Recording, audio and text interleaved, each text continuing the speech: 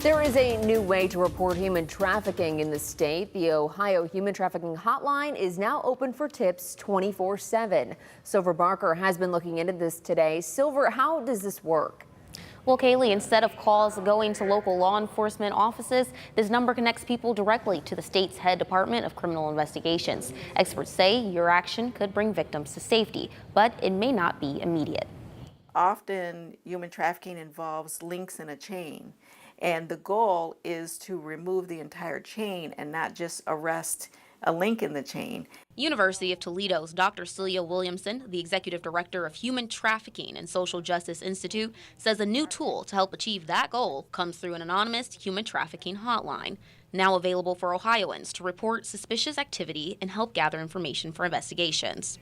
Sometimes people are more apt to not call 911 because they want to maybe stay anonymous, especially if someone's a witness, that they may want to call this toll-free number and say, hey, this is what I saw at this location and need that help. And while it connects directly to the Ohio Bureau of Criminal Investigation, law enforcement officers recommend it only for non-emergency calls that may not require an immediate response. With the human trafficking number, it may not be as time sensitive a lot of times, where it could even be the victim saying, hey, I'm here against my will, we're heading to Chicago, here's the vehicle I'm in, here's the information I'm in.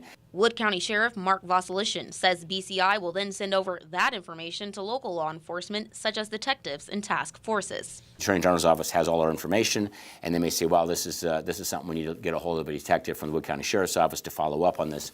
They very likely could just call the detective directly and say, here's the information we're giving, can you look into this to see if it's, if you can substantiate this.